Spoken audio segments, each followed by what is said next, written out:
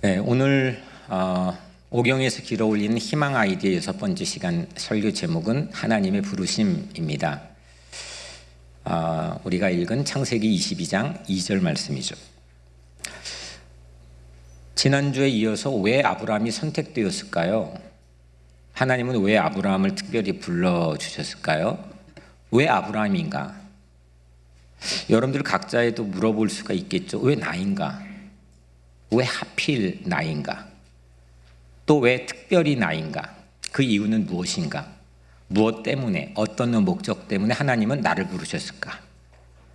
하나님은 왜 나를 이 자리에 있게 했을까?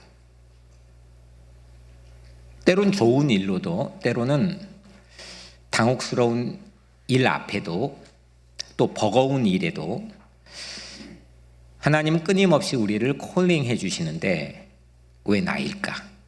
왜 아브라함일까요? 아브람, 원래 본명은 아브람이죠. 히브리어로 아부 이거는 아버지란 뜻입니다. 그리고 람은 존귀한, 높으신, 강한, mighty 이런 뜻입니다. 그래서 mighty father, 존귀한, 강한 아빠. 이게 아브라함의 이름의 뜻입니다. 그런데 이 이름을 창세기 17장에서 하나님이 바꿔주시죠. 뭘로 바꾸고? 아브라함. 아부는 뭐라 그랬죠? 히브리 잘하시네. 아부는 아버지다. 라함은 many, 또는 이건 다른 버전에 의역한 건데 본래는 many, 근데 many nations. 그래서 열국의 아버지, 열방의 아버지, 많은 민족의 아버지. 하나님께서 이름을 계명하셔서 특별히 너를 이 이유 때문에 선택했어 라고 선택한, 부르시는 목적을 성경에서 또 이렇게 말씀합니다. 여러분들은 그냥 스쳐 지나가고 많이 읽지는 않지만 유대교에서는 이 말씀을 너무 자기를 콜링해 준 가장 중요한 말씀으로 여기고 쉐마 교육을 합니다. 창세기 18장 19절에 아브라함을 하나님 부르시는 목적을 이렇게 밝힙니다. 내가, 이건 하나님이죠. 그로, 아브라함이죠. 내가 그로 그 자식과 권속에게 명하여 여호와의 도를 지켜 의와 공도를 행하게 하려고 그를 택하였나니. 아브라함을 왜 택했다고요? 그 자식들과 그 권속들에게 아브라함이 가르쳐서 의와 공도, 올바른 길을 행하게 하려고 너를 택했다는 겁니다. 다시 말하면 자손들에게 옳은 일을 가르칠 아버지로 아브라함을 하나님께 선택하셨다는 겁니다. 아브라함 불러주신 이유는, 목적은, 부르신 까닭은 온 인류의 아버지의 모델로 불러주신 겁니다. 오늘 이 자리 예배드리는 우리 아버지들도 그런 소명을 다시 좀 살려내는 그런 계기가 되기를 주의 이름으로 축복합니다. 한 명도 아버지 대답해요. 아멘? 좋은 아버지가 되십시오. 아버지가 왜 되었는지, 나는 아버지로서 어떤 소명이 있는 건지, 옳은 일들을 내 후손들에게 가르칠 그런 특별한 영적 가장의 권위를 가지고 하나님께서는 여러분들 또한 불러주신 걸로 저는 믿습니다. 그런데 여러분들, 아브라함이 그럼 모범적인 아버지였을까요? 어떻게 생각하십니까? 아브라함이 어디다 내놔도 좀 자랑스러운 모범적인 아버지로 성서에서 소개가 되고 있습니까? 사실은 그렇지 않습니다. 아브라함, 오늘 우리 읽은 전장인 창세기 21장에 보면 아브라함에게 첫 번째 자식의 이름은 이스마엘이죠. 자기 아내가 아이를 낳지 못해서 자기 아내 사라의 여종인 하갈에게 아이를 낳게 하죠. 그로부터 낳은 아들이 이스마엘입니다. 그런데 아브라함은 전장인 창세기 21장에서 이스마엘과 자기의 아들 이스마엘과 그 생모인 하갈을 광야로 내쫓아서 거의 죽게 만들죠. 아버지로서 할 수 있는 일입니까? 더욱이 오늘 창세기 22장에서는 한술 더 뜨죠. 아브라함은 독자 이삭, 사라로부터 얻은 독자 이삭을 번제는 번트 오퍼링이죠. 태워가지고 제물로 드리는 겁니다. 이런 끔찍하고 가혹한 일을 하는 아버지로 숨김없이 성서는 우리에게 보여주고 있습니다. 이게 아버지의 본보기일까요? 그런데 공교롭게도 이 가혹한 아버지의 모습은 두 번 다 자신의 의지가 아니고 하나님의 명령, 하나님의 뜻으로 그렇게 합니다. 이거 더 우리를 혼란스럽게 만듭니다. 이스마엘을 광야로 보내라고 하신 분도 하나님이십니다. 창세기 21장 11절에 보면 아브라함이 매우 근심하였더니 아들을 쫓아보낸 다음에 매우 아버지가 근심을 합니다. 아들 이삭을 번제로 바치라고 하신 분도 아브라함 자신이 아닌 하나님이셨죠. 오늘 그 명령이 우리가 읽은 본문입니다. 아브라함은 모범적인 온 인류의 아버지 모델로 서야 될 그런 모범적인 아버지의 모습에 정반대에 서는 것처럼 우리에게 비춰집니다. 그냥 우리는 묻어두고 대략 아브라함 너무 좋은 사람이야, 아브라함 최고야 라고 하니까 그냥 넘어가지만 성경은 실제 이런 모습들을 감출 법도 한데 그거를 고스란히 우리에게 공개하여서 보여줍니다. 이게 무슨 일일까? 분명히 아브라함, 많은 열국의 나라의 민족의 아버지 모델로서 세워주시겠다고 선택한 건데 많은 민족은 고사하고 조그만한 마을에서도 한 가정에서도 존귀하게 바라볼 만한 본보기의 아버지로서의 모습이 거리가 매우 멉니다. 더욱이 그거 하나님의 뜻이라는 겁니다. 어떻게 해야 됩니까?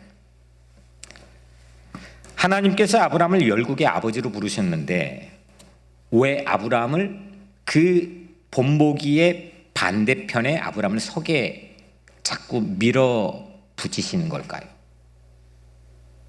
우리에게는 그런 일이 없습니까? 하나님 나를 부르셨다 생각해서 정말 잘하고 싶은데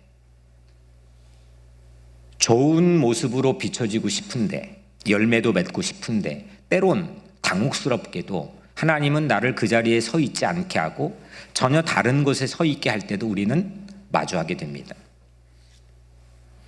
하나님의 부르심을 오늘 본문에 다시 한번 보게 되면 하나님의 아브라함을 향한 부르심은 이렇습니다. 여호와께서 이르시되 내 아들 내 사랑하는 독자 이삭을 데리고 모리아 땅으로 가라. 가서 내가 네게 일러준 한 산 거기서 그를 번제물로 드리라. 놀랍게도 지난 주일에 읽었던 아브라함이 첫 번째 하나님의 음성을 들었던 소명인 창세기 12장 1절 그 구조와 이 마지막 하나님으로부터 부르심을 받은 이 구절과 너무 똑같은 패턴의 말씀입니다. 특별히 이 두 본문 사이 공통적인 것은 창세기 12장 1절에도 오늘 읽은 창세기 22장 2절에도 레카 너는 가라. 이게 똑같이 반복이 됩니다. 너는 모리아 산으로 가서. 오경에서는 이 레카가 딱 이 두 곳만 반복이 됩니다. 창세기 12장과 22장만 레카입니다. 아브라함의 첫 번째 시련과 마지막 시련, 마치 샌드위치처럼 아브라함을 감싸고 있는 이 콜링, 이 시련이 담긴 이 콜링 전부 레카입니다. 부르심의 서곡인 창세기 12장도, 부르심의 피날레인 창세기 22장도 아브라함에겐 레카입니다. 하지만 첫 번째 시련은 아들이 아버지를 버립니다. 아브라함이 아버지의 집을 떠나죠. 마지막 시련은 아버지가 아들을 버립니다. 왜 레카 너는 가라 이렇게 불러주시면서 아버지와 아들 사이를 이토록 계속 단절시키고 있는 걸까요? 모범적인 온 인류의 아버지 모델이라는데 그것 때문에 선택하시고 부르셨는데 왜 아버지와 아들 사이를 이렇게 단절시킨 걸까요? 이것이 지난주 레카 너 자신을 위해서 또 그 다음 뭐죠? 너답게 너 자신에게로 이 레카와 지금 이 모습과 어떤 관련이 있는 걸까요? 두 가지로 오늘 함께 나누려고 합니다. 첫 번째, 하나님의 부르심은 축복입니다. 아브라함 시대의 아버지는 어떤 모습일까요? 지금 아버지는 많이 그래도 힘이 빠져 있죠.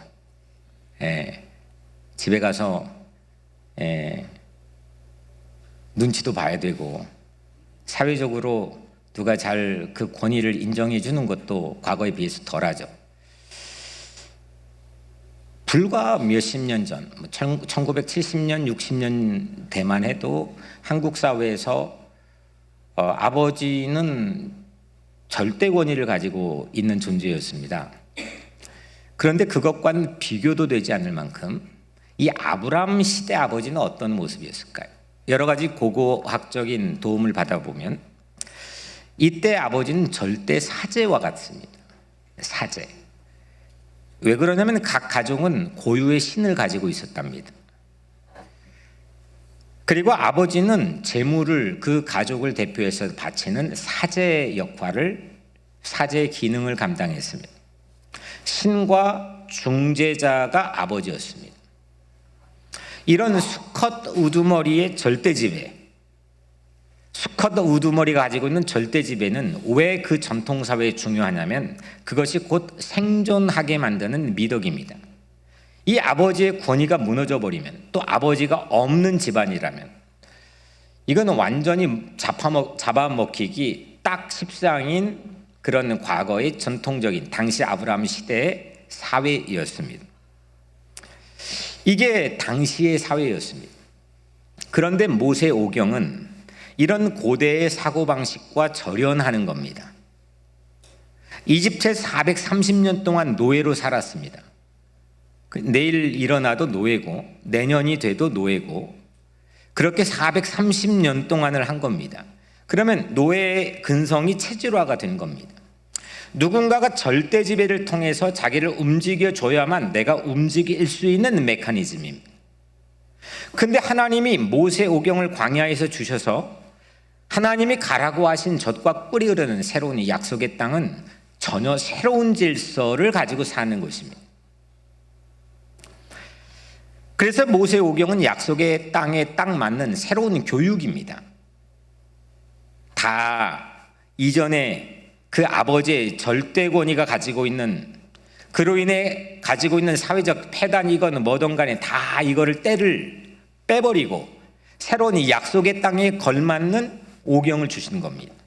그 오경에 처음에 우리가 함께 몇 주 전 살펴봤지만 이런 가르침이 있죠. 각 개인은, 각 사람은 하나님의 고유한 형상으로 만들어졌다. 놀라운 겁니다. 고대 시대에는 상상할 수가 없는 겁니다. 지금도 이게 짓밟혀서 모든 각자의 개인이 가지고 있는 고유한 삶 자체가 침해되는 경우가 허다하죠. 그런데 과거의 고대 시대에, 그것도 광야에서 아직 가지도 않는 새로운 약속의 땅을 바라보며 하나님이 이런 말씀들을 통해서 이스라엘 백성들을 교육한 겁니다. 각 개인은 하나님의 형상으로 창조됐기 때문에 아버지와 같은 절대 중개자가 없이도 직접 각 개인이 하나님과 관계를 가질 수 있다. 이게 모세오경이 담고 있는 중요한 가르침입니다. 이런 가르침이 중세시대 1000년 동안 다시금 되돌아가 버려서 종교개혁을 했던 많은 신앙인들이 이걸 다시 깨트린 거죠. 사제만 성경을 읽는 게 아니고 모든 저작거리에 있는 어린아이도 시민들은 모두 다 성경을 자기가 개인이 읽어야 된다. 이게 종교개혁입니다.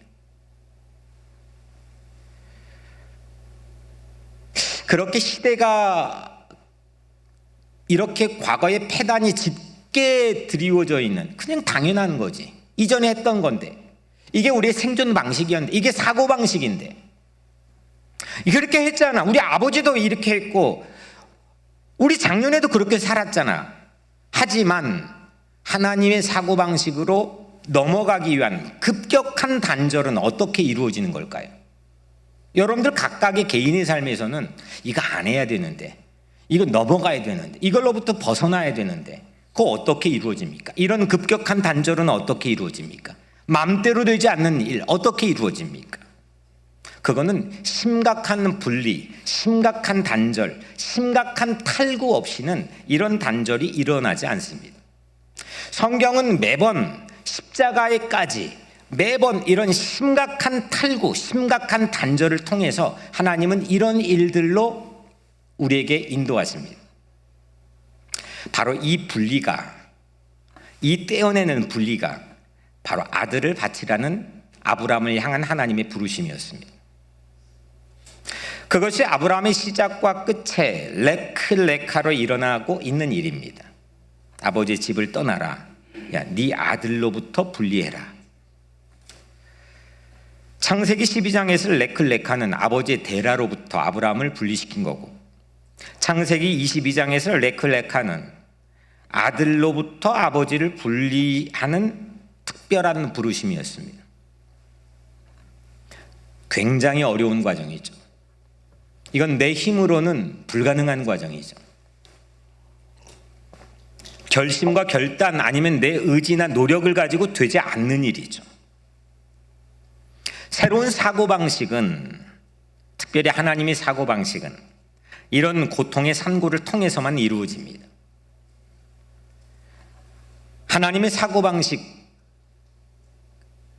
이런 패턴입니다. 먼저 분리하고 그 다음 채워 연결합니다. 분리하고 채워 연결합니다. 하나님이 창세기에서 우주를 창조하시는 방법도 동일한 원리입니다. 우선 영역을 분리하셨죠.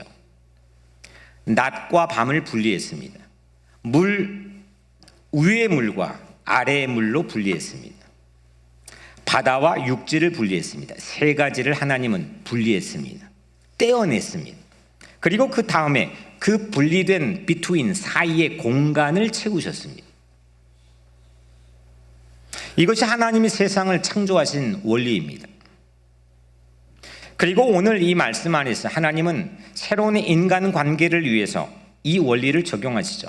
아버지와 아들 사이를 분리합니다. 그리고 벌어진 그 틈, 그 공간을 만드셨습니다. 그리고 그 공간에 놀라운 하나님의 축복을 채우십니다. 그래서 본래 이게 그제까지도 사실 참 기도를 많이 하면서 생각했는데, 이게 설교 제목을 축복 공간이라고 낯선 그런 제목을 처음에 잡았는데, 저희가 오경 희망 시리즈를 계속 하나님의 믿음, 하나님의 형상, 하나님의 음성 했기 때문에 오늘 하나님의 부르심으로 하나님께서 주셨습니다. 축복 공간 분리하고 떼어낸 다음 급격한 탈구, 급격한 단절로 인한 이 분리를 떼어낸 다음 하나님은 그 안에 놀라운 축복을 채우신다는 거죠. 축복 공간은 하나님이 새로운 시대를 이끌어 가시는, 늘 창조하시는 하나님이 사용하신 희망의 하나님의 아이디어입니다. 지배하고 통제하는 방식으로는 절대로 축복 공간이 열리지 않습니다. 집착하는 것, 서로 집착하는 것, 그건 서로를 오히려 망가뜨리기가 쉽습니다. 이삭과 아브라함 이 사이가 분리될 때 이삭은 결국 어떤 존재가 됩니까? 믿음의 조상의 반열에 오릅니다.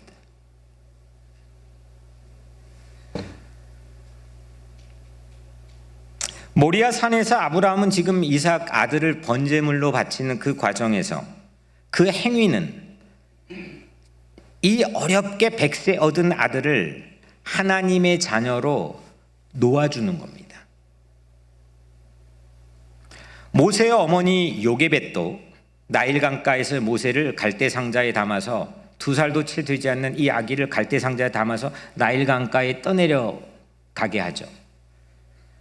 분리해서, 이 엄마와 분리해서 놓아주는 것, 이건 내 손을 떠나는 겁니다. 하나님께 온전히 맡기는 행위죠. 제가 언젠가 이 본문 가지고 설교했을 때 그 비틀즈의 Let It Be를 불러드렸죠. 노래도 못하는데 Let it be, let it be, let it be, let it be. 이제 거기까지밖에 못합니다. 놓아주는 거죠. 지금 어쩌면 이 모리아산의 번제 제단에서 아브라함은 아들 이삭을 let it be 하는 겁니다. 요게벳도, 어머니 요게벳도 모세, 그 아기 모세, 아무것도 지금 영문을 모르는 이 모세를 상자에 담아서 나일 강가에 let it be 하는 겁니다.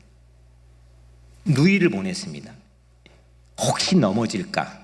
이 아이가 어떻게 될까? 물이 덮칠까? 공주가 발견할 줄 누가 꿈이나 그런 이야기를 각본이라도 쓸 수 있겠습니까? 그 모세를 통해 장차 어떤 놀라운 축복이 이 땅이 열방에 퍼지게 될지 누가 감히 상상이나 했겠습니까?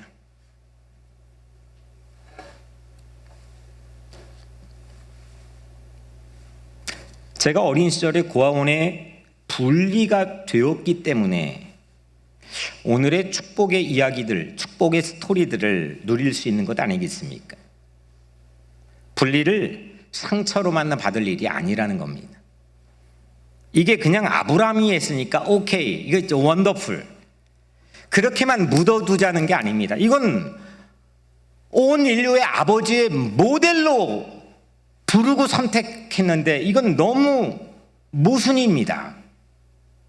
정반대의 모습입니다. 이걸 어떻게 받을 겁니까? 그런데 하나님은 그게 하나님의 새로운 질서를 만드는 창조의 원리라는 겁니다. 그리고 그 벌어진 틈에 하나님은 놀라운 축복을 채우십니다.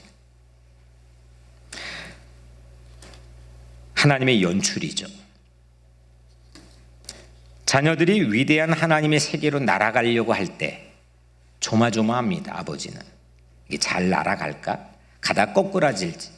야, 이 모습 가지고 이 시대에 어떻게, 나는, 내 아버지는 왕년에는 꼰대 생각을 갖게 되죠. 그런데 그 날아가려고, 내 자녀가 막 날갯짓 하면 날아가려고 하는 것을 지켜보는 것이 때론 가슴 터지고 고통스러울지라도 그 순간 우리는 미소를 잃지 않아야 됩니다. 우리를 구원하시는 하나님의 과정도 동일합니다. 하나님은 독자 예수를 땅에 보내서 하나님 아버지와 분리시켰습니다. 아니, 신의 아들인데 이 땅에 내려와서 사람의 모양으로 똑같이 저작거려서 같이 사람들하고 어울린다는 게 말이 되는 겁니까? 심지어는 독자 예수를 십자가의 죽음 끝 꼭지점으로 몰아세워서 완전히 분리해버렸습니다. 아버지, 아버지, 왜 나를 버리십니까? 라고 거기에서 그렇게 부르짖는데도 마치 하나님은 침묵하시고 못 들은 척 하시면 그냥 죽었습니다. 완전한 분리입니다. 그 예표가 오늘 모리아산에서 아브라함이 독자 이삭을 바치는 모습과 너무 흡사하죠. 누가 이 모습을 아버지의 모습으로 칭송할 수 있겠습니까? 누가 그런 하나님의 모습을 통해서 진짜 신의 모습, 하나님의 모습이라고 이야기할 수 있겠습니까? 아들을 버리는 겁니다. 아들을 죽이는 겁니다. 그런데 하나님 아버지와 독자 예수 사이에 그 벌어진 틈인 그 분리 공간을 통해서 하나님은 우리를 구원하시는 축복으로 채워주신 줄로 믿습니다. 이게 하나님이 우리에게 끌어가시는, 우리를 불러서 끌어가시는 하나님의 희망 아이디어입니다. 하나님의 사고방식이고 하나님의 아이디어이죠. 부르심은 때론 우리에게 이와 같은 분리의 경험을 우리에게 주지만 그 분리로 형성된 골짜기와 같은 큰 공간에 하나님은 놀라운 축복으로 채워주시는 걸 저는 믿습니다. 나를 부르신 뜻, 나를 부르신 하나님의 뜻, 내 생각보다 크고 나를 향하신 계획, 하나님의 계획, 내 지혜로 측량 못하는 줄로 믿습니다. 나를 향한 가장 좋은 길로, 가장 완전한 길로 우리를 불러 인도하시는 줄로 믿습니다. 그래서 하나님의 부르심은 축복입니다. 두 번째 하나님의 부르심은 기적입니다.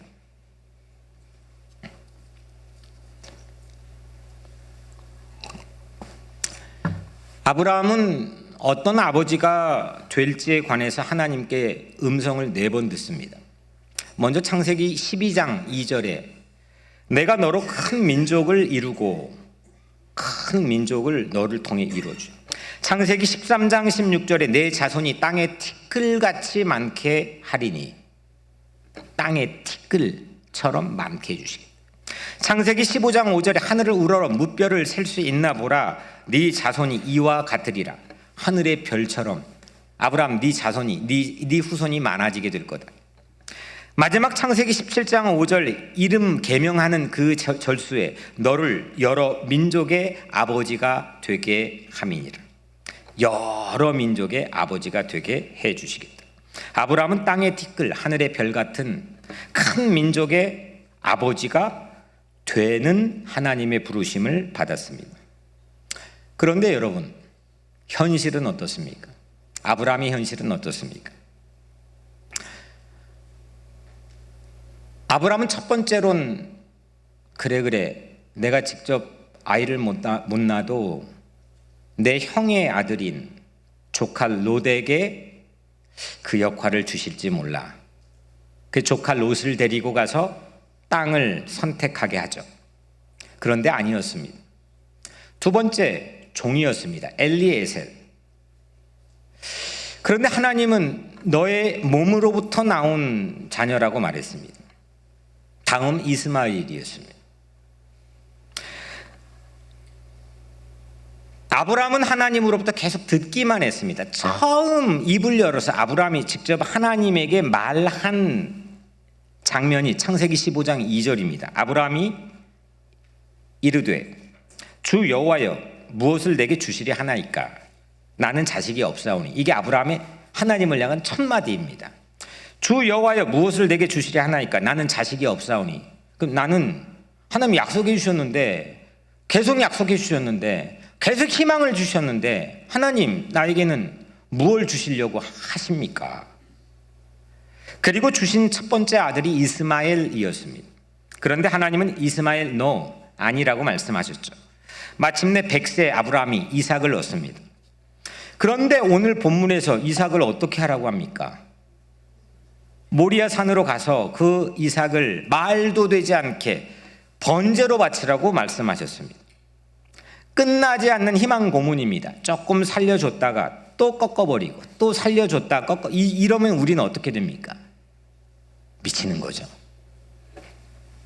희망의 끝없는 지연, 연기의 연속이 아브라함의 삶 속에 펼쳐집니다. 이거 언제? 해준다 그랬는데? 될 것 같았는데? 눈에 보이는데? 여러분들은 무엇을 소중히 여기십니까? 어떤 게 가장 소중합니까? 보편적으로 우리가 기다려왔던 것, 그걸 가질 때 소중하죠. 그리고 잃어버릴 위험이 가장 많은 것 소중합니다. 자식이 셋 있는데 한 명이 태어날 때부터 아파요. 그럼 부모라면 그 자녀가 참 소중합니다. 그래서 이삭은 이 번제에서 아브라함에게 소중해졌습니다. 내 힘으로는 뭘 어떻게 할 수가 없습니다. 잃어버릴 게 불을 보듯 뻔한 상황입니다.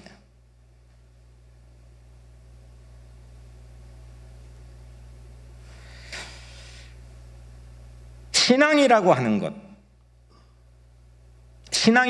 것은 삶을 당연히 여기지 않는 지속적 훈련이라고 생각합니다. 우리는 모든 게 당연합니다. 잃어버리기 전까지, 잃을 찰나에 서기까지 내 건강 당연합니다. 나 어제도 밥 먹고 괜찮게 운동했는데, 내 가지고 있는 직장 당연합니다. 지금 연방 공무원 9,500명이 지금 킥오프 당했다 그러는데, 그 튼튼한 철밥통인 연방 공무원은 당연했습니다. 우리가 가지고 있는 삶의 자리, 내 신분, 내 가족, 모든 게 사실은 우리에게는 당연한 하루로 살아갈지도 모릅니다. 이삭도 아무리 100세, 내 아내가 폐경기가 이미 지났는데도 얻은 아들인데 얼마나 기뻤겠습니까? 하지만 그게 시간이 지나면 아브라함에게도 당연한 겁니다.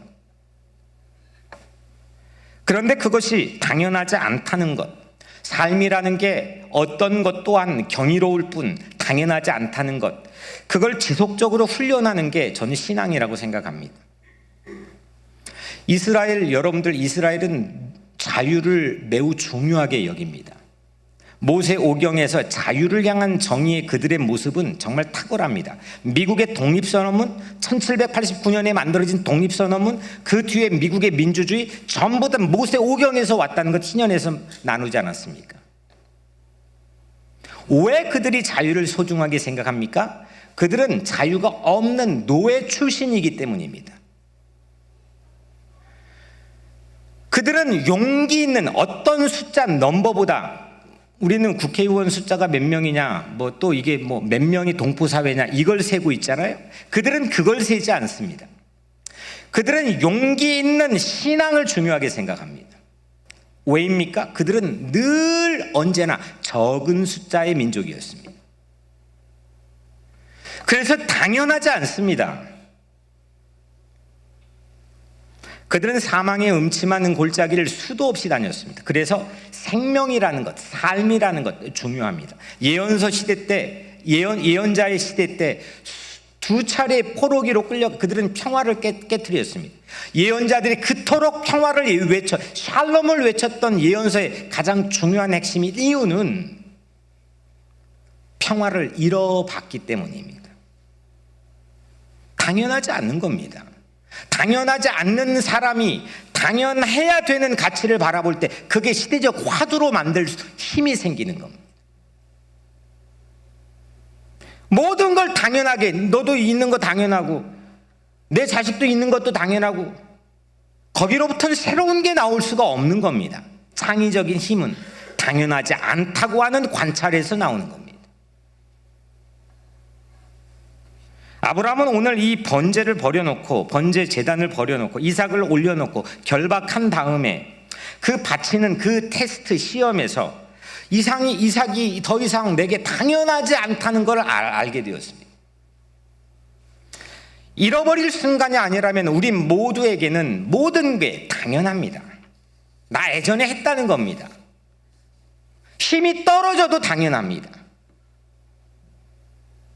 내가 누리는 것이 당연하고, 내게 있는 것이 당연하고, 내가 사는 게 당연합니다. 내가 숨 쉬고 꼴딱꼴딱 오늘 밥 먹는 것 당연합니다.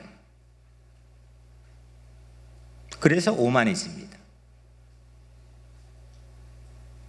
그런데 모리아 산에서 이삭은 아브라함에게 더 이상 당연하지 않는 미라클, 기적입니다. 어디 자녀뿐이겠습니까? 우리가 다닌 직장도, 또 우리가 다니고 있는 교회도, 우리의 가족도, 신분도, 재물도, 우리의 모든 것, 우리의 삶도 당연한 건 하나도 없습니다. 이삭이 내 힘으로는 이젠 더 이상 불가항력적이다. 이건 하나님의 것, 하나님이 손대지 않고선 더 이상 존재할 수 없는 아들이다. 이 아들이 아픈데 이 아들을 살려내기 위해서는 병원도 안 되고 어디도 안 돼요. 그걸 가르쳐 주는 게 모리아 산의 수업입니다.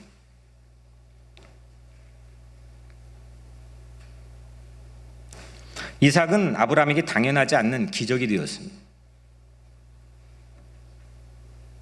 이런 면에서는 모든 어린이는 기적입니다. 모든 어린이는 기적인 겁니다. 내 자식만 기적이 아니고 우리 주변에 있는 모든 어린이는 기적인 겁니다. 오늘부터 화요일 있게 될 겨울 어린이 수련회에 참여하는 모든 어린이는 기적입니다. 아브라함은 약속 4차례나 들었던 그 약속의 음성, 그게 이루어지는 것, 성취되는 그 사이에 얼마나 길고 구불구불한 길이 있는지를 끊임없이 우리에게 보여줍니다.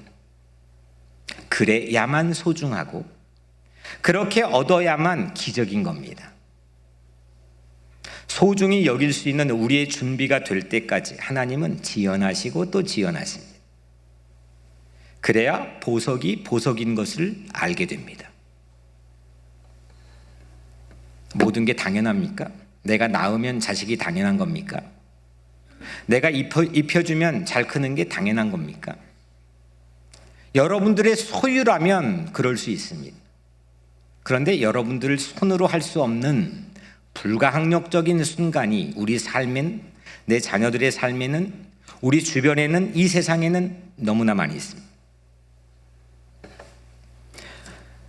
하나님은 이 모리아 산에서 아브라함에게 주셨던 이거를 시험이라고 나중에 부르죠. 굳이 약 올리는 겁니까?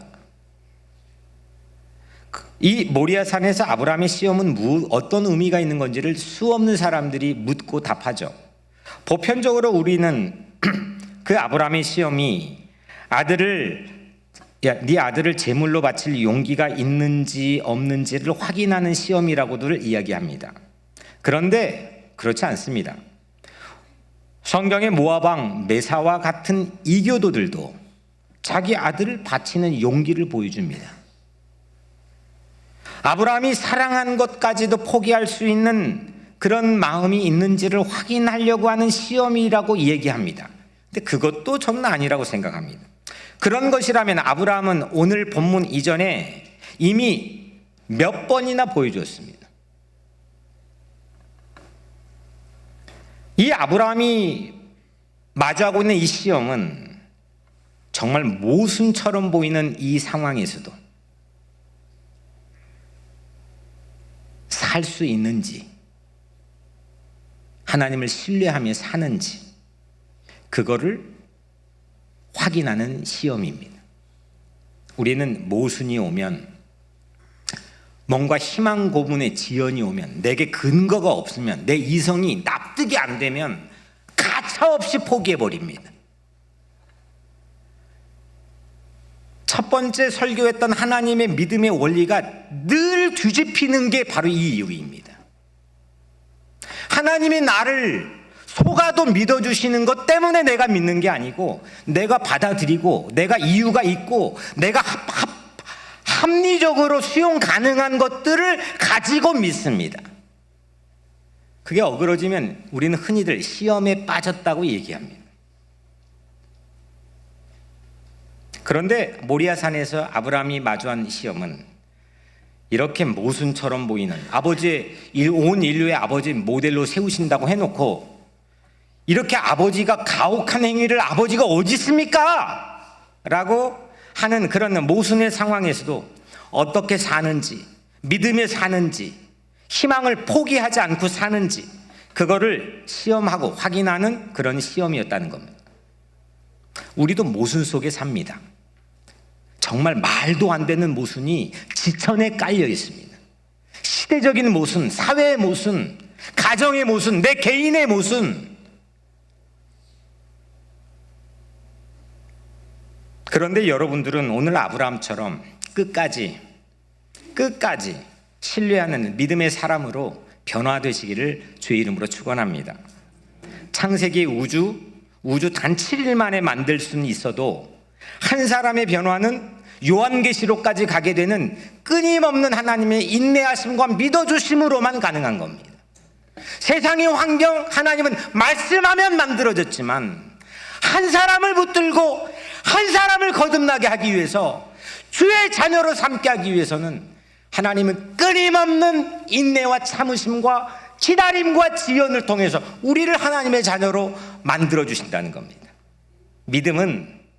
믿음이라는 건 아무리 지연이 돼도 신뢰를 잃지 않고 사는 능력입니다. 믿음이라는 건 아무리 모순 속에 실망될 만한 상황이 너저분하게 널려 있어도 희망을 잃지 않고 사는 게 믿음인 겁니다. 현실과 이상 사이에 길이 먼 것, 그걸 보고 허풍쟁이, 바보라고들 얘기합니다. 저도 그 얘기들 많이 듣습니다. 하지만 현실과 이상 사이의 길이 먼 걸 다 아는데도 불구하고 하나님의 부르시는 그곳에 우리 모두가 설 수 있게 되기를 주의 이름으로 축원합니다. 사랑하는 여러분, 하나님이 날 부르신 것 기적인 겁니다.